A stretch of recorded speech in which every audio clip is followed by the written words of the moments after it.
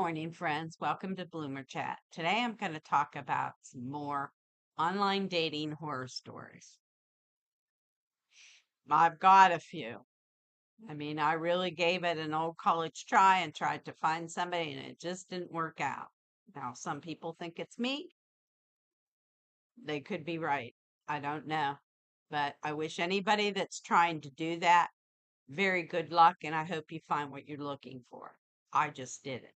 So let's get into it. The first one was a pilot, and he also managed a small airport. And he was tall, good looking, successful, funny, you know, you'd think the whole package. So we decided to meet for dinner after a lot of back and forth. So we met in a mutual place that friends of mine owned, and lo and behold, they knew him too. So we sat there and he had a drink. I didn't because I had to work the next day, and we chit chatted and everything. And we were in there for, I don't know, well over an hour or so. He was in there before I got there. Unbeknownst to me, he had been drinking. So then he asked me if I was ready to go. So I thought, sure, I'm thinking we're going to dinner. We ended up going to this place I'd never been before. It was kind of on the outskirts and it looked like somebody's house.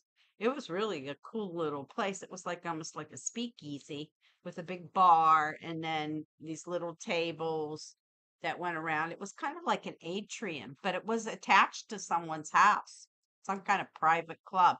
And when we got in there, it was like cheers. Everybody knew him and was calling his name and hi and everything.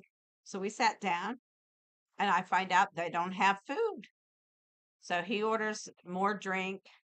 I order, I think it was club soda, and we're in there chit chatting.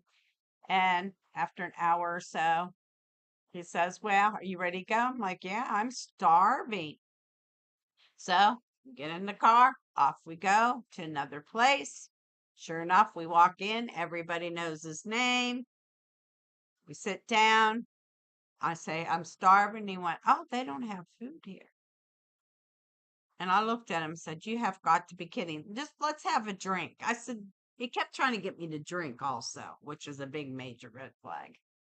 And I said, no. So I ordered another club soda because I wouldn't drink Pepsi that late at night. It'd keep me up all night.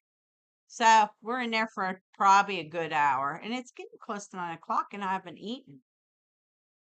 I eat like around 7-ish. So finally I said, we've got to go.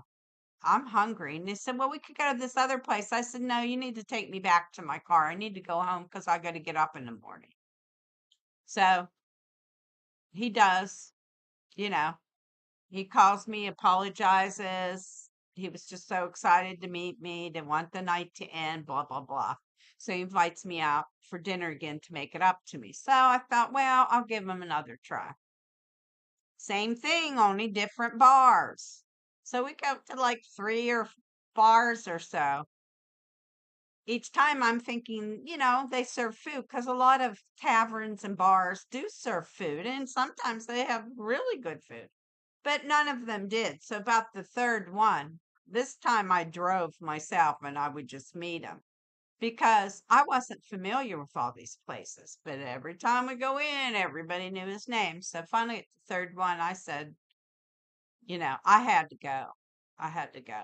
And then when he called me again, I just said, hey, we're just got two different kind of lifestyles and I'm not interested in dating you, because he really liked me. And, but I don't want to be around somebody who wants to drink all the time.